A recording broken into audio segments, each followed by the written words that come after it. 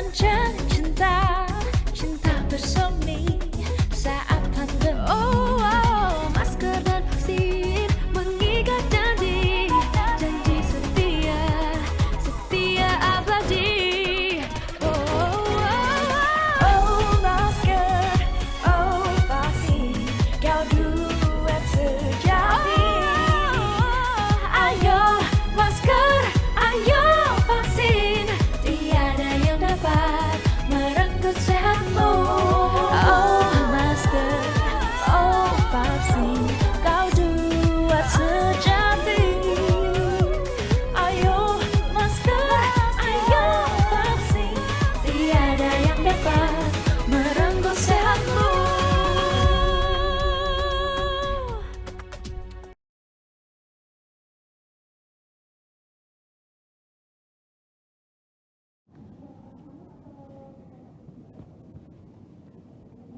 Assalamualaikum warahmatullahi wabarakatuh. Selamat sore, salam sejahtera untuk kita semuanya.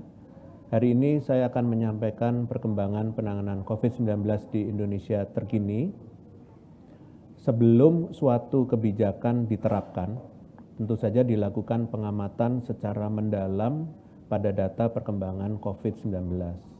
Perkembangan data kasus positif, kesembuhan, kematian, keterisian tempat tidur, serta cakupan vaksinasi di tingkat nasional menjadi hal-hal yang dipertimbangkan untuk menilai kesiapan Indonesia menuju transisi dan adaptasi kegiatan masyarakat. Setelah melewati puncak Omikron pada tanggal 20 Februari lalu, saat ini kasus positif COVID-19 terus menunjukkan penurunan. Karakteristik gelombang Omikron yang dialami oleh sebagian besar negara di dunia, di mana jumlah kasus cepat naik, namun turun dalam waktu yang relatif singkat, hal ini ternyata juga dialami oleh Indonesia. Dalam kurun waktu kurang lebih 1 bulan kemarin, kasus mingguan meningkat sangat tajam menjadi hampir 400.000 kasus. Saat ini, hanya berselang 2 minggu, kita berhasil menurunkan kasus hampir setengahnya menjadi 200.000 kasus. Tentunya angka ini masih tinggi dan masih menjadi tugas kita bersama untuk menurunkannya menjadi seperti sebelum puncak yang hanya berkisar 1.000 kasus dalam 1 minggu. Kabar baik lainnya adalah persentase kesembuhan pun kembali mengalami peningkatan setelah sebelumnya sempat turun drastis dari 96% menjadi 86% di tanggal 20 Februari. Saat ini persentase kesembuhan telah meningkat menjadi hampir 90%. Peningkatan kesembuhan ini dibarengi dengan mulai turunnya angka keterisian tempat tidur rumah sakit rujukan COVID-19 nasional selama 10 hari terakhir dari 38,79% menjadi 28,2%. Meski begitu, kesiagaan menuju periode transisi dan adaptasi terus ditingkatkan dengan menambah jumlah tempat tidur. Dan per tanggal 7 Maret 2022, jumlah tempat tidur isolasi di seluruh Indonesia mencapai lebih dari 94.000. Kemudian, untuk jumlah kasus aktif nasional pada pekan terakhir, memang mengalami penurunan sebesar 97.000 kasus setelah 8 pekan sebelumnya mengalami kenaikan. Tapi jika dilihat angka kasus aktif saat ini masih terbilang tinggi. Per tanggal 7 Maret 2022 tercatat jumlah kasus aktif sebanyak 448.273 kasus. Sehingga seluruh upaya penanganan COVID-19 harus terus dilakukan secara konsisten meskipun kasus di nasional sudah menunjukkan penurunan. Jika dilihat dari data kematian, meskipun kenaikan yang terjadi kemarin tidak setajam kasus positif, namun tetap menjadi prioritas penanganan. Sayangnya, di saat kasus positif mulai mengalami penurunan, nyatanya tren kematian mingguan masih mengalami kenaikan. Per tanggal 21 sampai dengan 27 Februari, terdapat sebanyak 1.708 kematian, di mana angkanya meningkat di minggu ini menjadi 2.099 kematian. Artinya, masih terdapat kenaikan 300 kematian dibandingkan minggu sebelumnya. Ingat, dalam upaya adaptasi penanganan COVID-19 di Indonesia, kita tidak mentolerir kasus kematian sedikit pun. Untuk itu, perlu ditekankan bahwa penanganan kasus positif baik tanpa gejala atau gejala ringan segera dilakukan pemeriksaan medis untuk mencegah kejadian perburukan klinis hingga kematian. Berkaca dari perkembangan kasus tersebut, maka dalam proses adaptasi dengan pandemi COVID-19 ini, kita masih harus terus berupaya menekan angka kematian.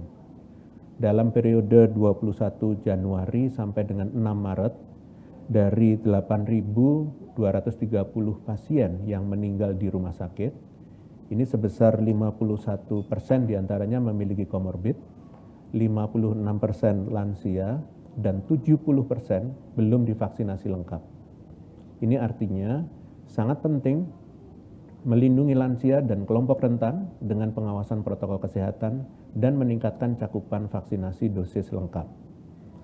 Berkaitan dengan vaksinasi, perlu saya tekankan bahwa saat ini sudah beredar berbagai varian COVID yang berdampak pada menurunnya efektivitas vaksin. Turunnya efektivitas vaksin tentunya juga berdampak pada kekebalan komunitas yang terbentuk. Di sisi lain, pengembangan vaksin membutuhkan waktu dan tidak dapat menyusul kecepatan munculnya varian baru.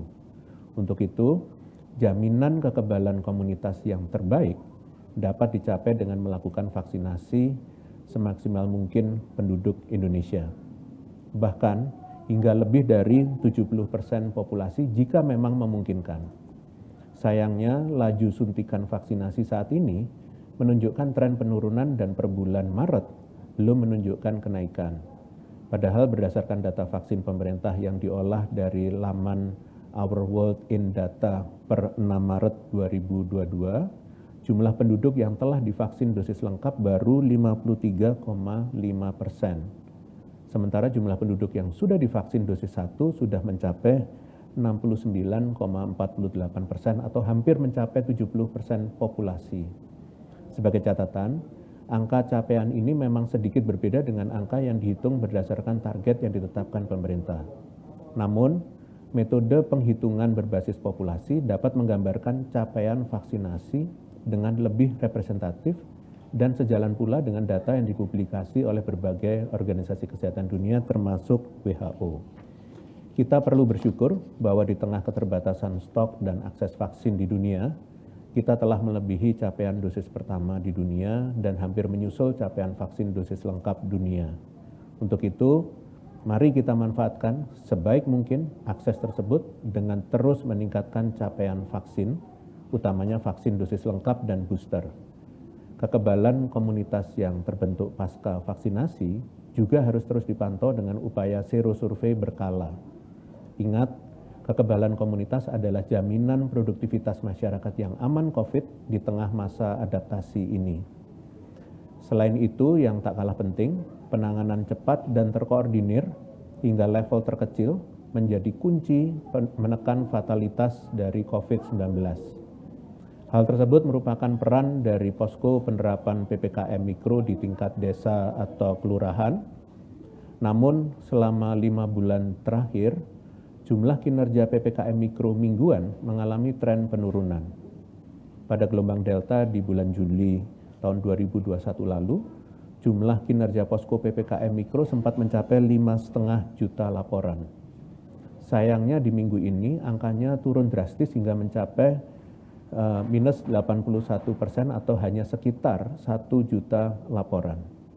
Hal ini juga sejalan dengan penurunan jumlah desa atau kelurahan yang kepatuhan protokol kesehatannya rendah. Dari total desa atau kelurahan di Indonesia, sebesar 27% diantaranya tidak patuh memakai masker dan 26% diantaranya tidak patuh menjaga jarak. Tentunya hal ini disayangkan karena dengan mulainya memasuki periode transisi dan adaptasi kegiatan masyarakat saat ini, perlindungan kita bertumpu sangat besar pada pelaksanaan protokol kesehatan yang disiplin. Protokol kesehatan adalah harga mutlak yang tidak dapat ditawar. Posko PPKM Mikro bertugas melakukan pengawasan hingga level terkecil, maka dari itu sangat penting untuk kinerjanya dan pembentukan posko baru dapat terus ditingkatkan. Untuk itu, dimohon kepada seluruh kepala daerah dari mulai gubernur, bupati, wali kota hingga kepala desa dan lurah untuk kembali memantau pembentukan posko dan pelaporan kinerja posko daerahnya. Ini bukan sekedar slogan dan mohon untuk dapat ditindaklanjuti secara serius. Peningkatan kinerja sekecil apapun, bahkan pada level terkecil sekalipun, sangat bermakna dan besar kontribusinya dalam penanganan COVID-19, terutama menekan angka kematian. Selanjutnya, saya akan menjelaskan perkembangan terbaru kebijakan berlapis pengendalian COVID-19 nasional dalam rangka adaptasi menuju masyarakat yang semakin produktif dan aman beraktivitas di masa pandemi. Dengan dikeluarkannya instruksi Menteri Dalam Negeri nomor 15 tahun 2022, maka secara resmi PPKM di wilayah Pulau Jawa Bali diperpanjang dengan penyesuaian level kabupaten kota sesuai data dalam seminggu terakhir. Diketahui bahwa saat ini khusus wilayah aglomerasi Jabodetabek dan Surabaya Raya turun ke level 2, sedangkan untuk wilayah DIY, Kota Magelang, Kota Madiun masih berada di level 4. Khusus wilayah di luar aglomerasi terdapat 2 kabupaten yang naik ke level 3, yaitu Kabupaten Grobogan dan Kabupaten Pacitan. Kemudian 5 kota yang turun ke level 3, yaitu Kota Cilegon, Kota Sukabumi, Kota Cirebon, Kota Salatiga, dan Kota Tegal. Dan 5 kabupaten kota yang turun ke level 2, yaitu Kabupaten Sukabumi, Kabupaten Cirebon, Kabupaten Tulungagung, Kota Probolinggo, Kabupaten Pasuruan, dan Kabupaten Jember. Kami berterima kasih kepada daerah yang telah berupaya keras memperbaiki kondisi kasus. Sedangkan untuk daerah yang masih mengalami kenaikan level untuk melakukan aksi cepat dan tanggap untuk mengevaluasi kepatuhan protokol kesehatan maupun cakupan vaksinasi lengkap dan boosternya.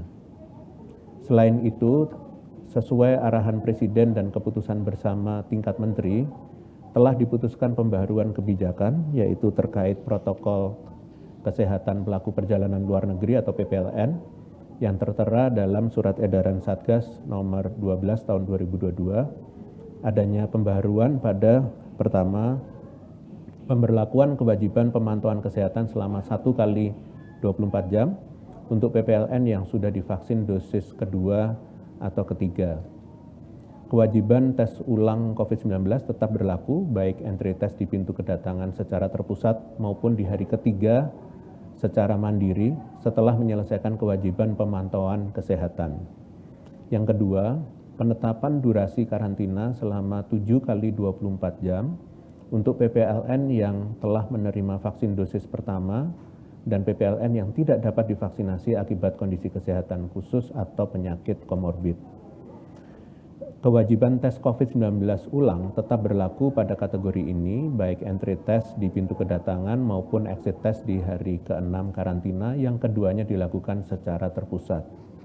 Yang ketiga, karantina atau pemantauan kesehatan secara mandiri maupun terpusat tidak diberlakukan bagi PPLN khusus yang masuk ke Indonesia melalui pintu masuk di wilayah Bali, Batam, atau Bintan.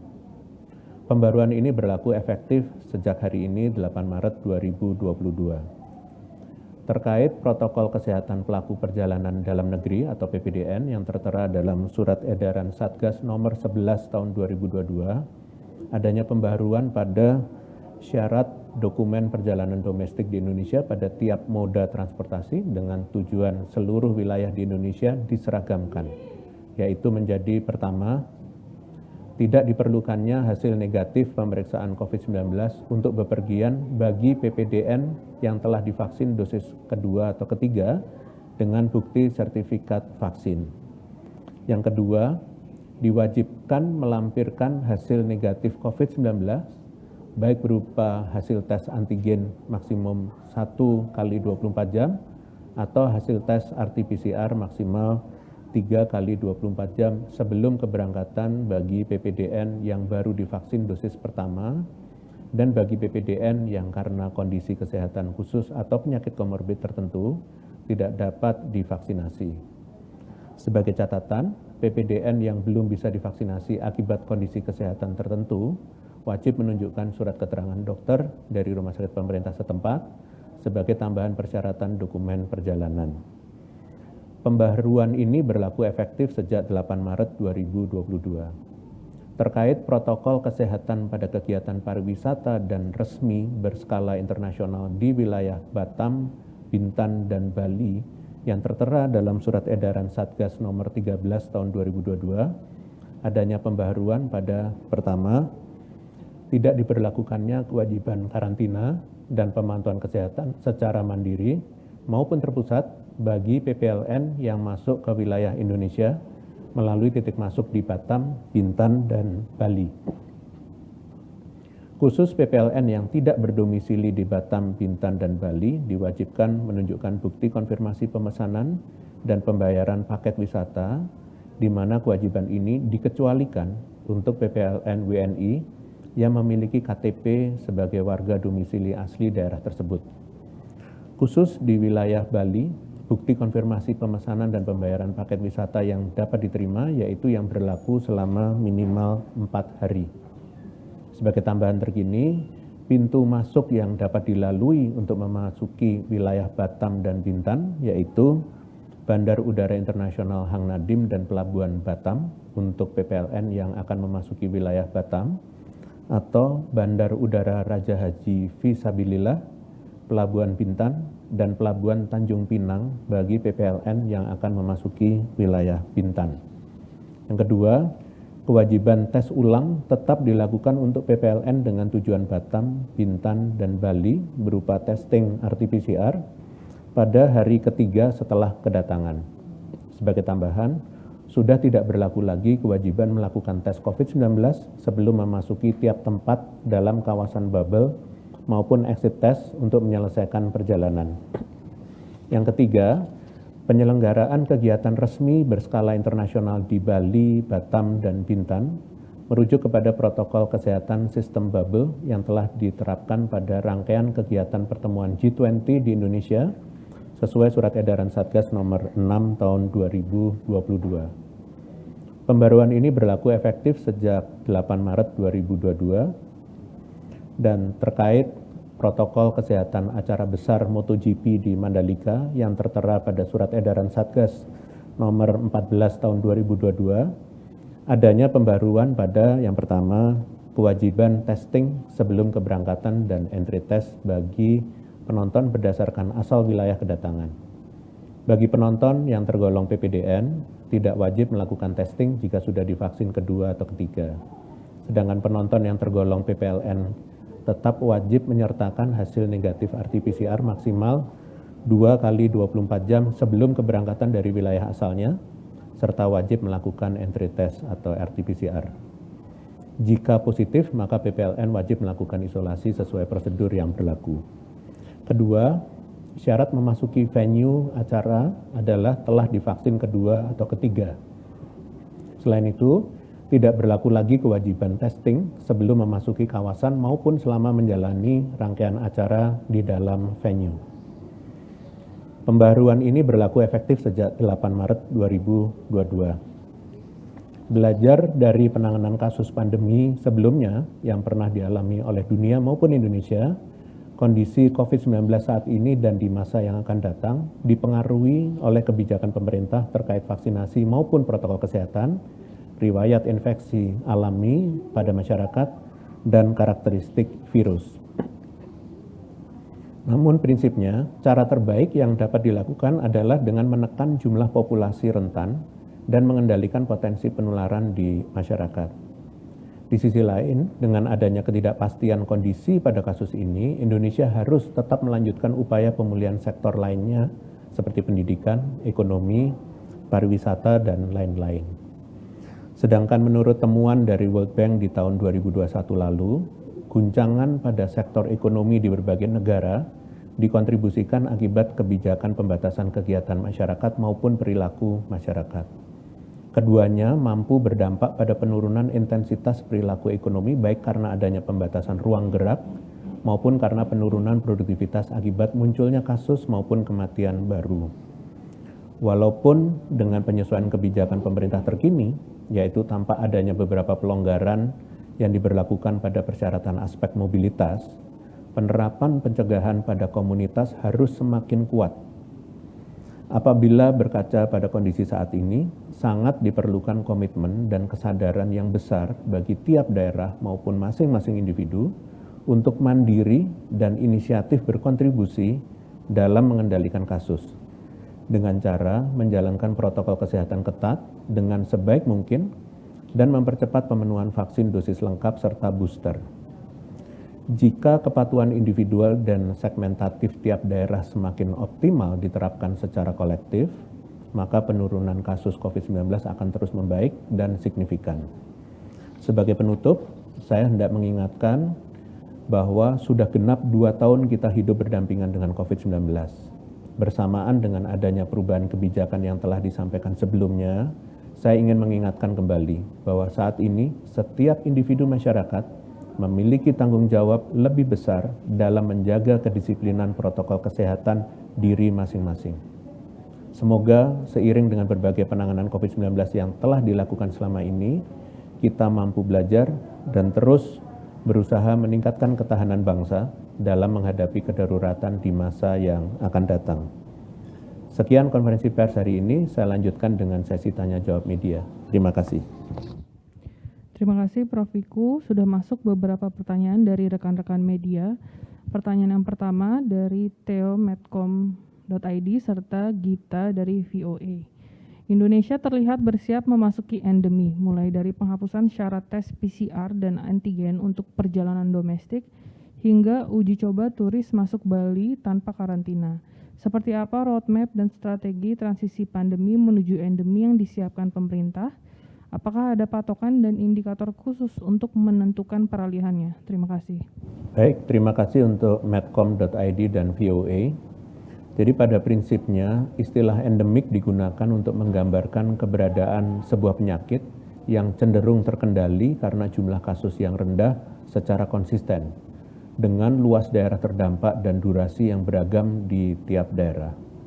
Dan penetapan status endemi merupakan otoritas Badan Kesehatan Dunia atau WHO karena untuk mengubah pandemi yang berdampak pada banyak negara diperlukan perbaikan kondisi kasus juga secara global. Umumnya, kondisi terkendali ini dapat diindikasikan dari jumlah kasus dan kematian yang rendah, bahkan 0 dalam jangka waktu tertentu.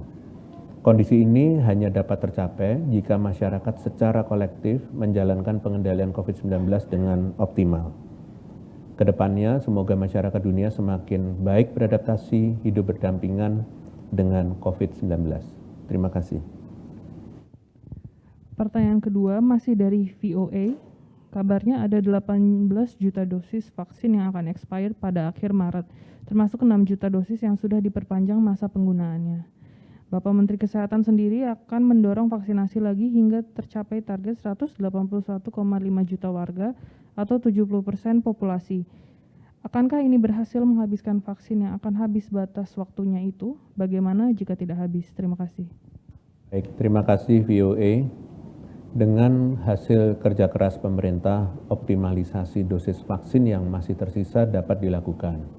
Hasilnya di bulan Februari lalu sekitar lebih dari 4 juta dosis berhasil digunakan sebelum mencapai tenggat kadaluarsa. Sedangkan sisa dosis yang belum berhasil disuntikan berhasil diurus perpanjangan kadaluarsanya.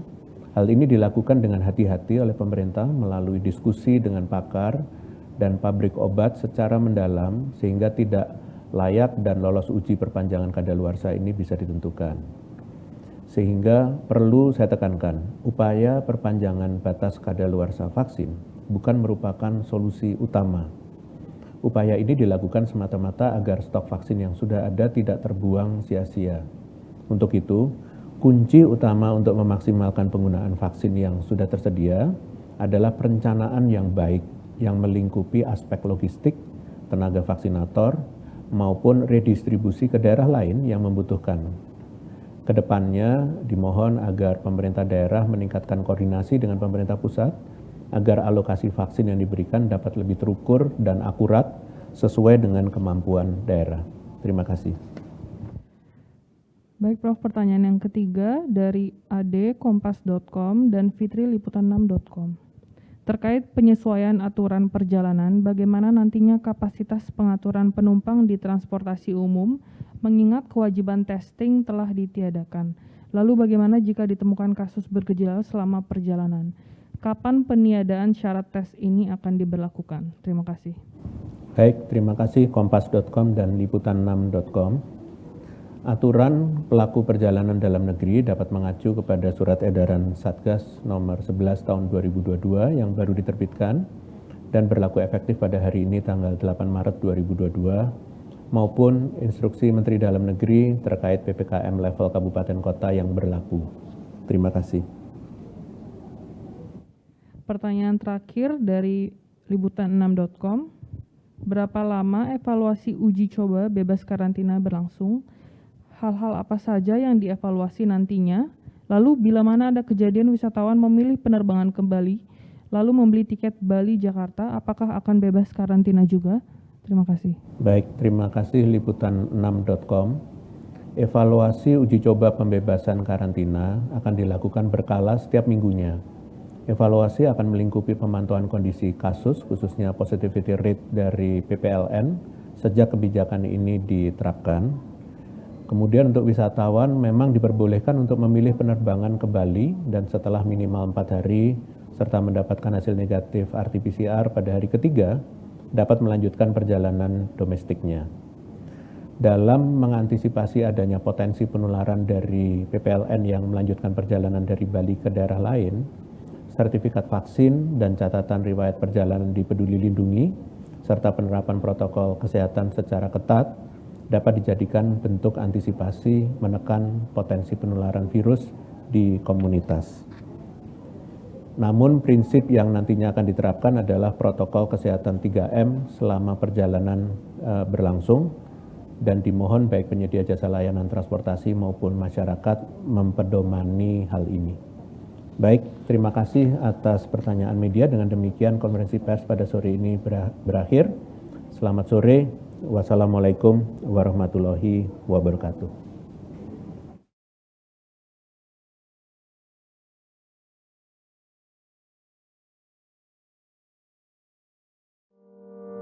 Pandemi hanya akan pergi bila kita saling peduli. Sebab bila tidak, gelombang baru datang dan pergi. Berani mengingatkan orang lain untuk lindungi diri, saling jaga, mau menerima dan rela memberi. Kencangkan lagi maskermu. Kurangi mobilitas dan hanya untuk yang perlu. Rutin olahraga dan vaksinasi lengkap demi imunitasmu. Kita percaya, kita pasti bisa.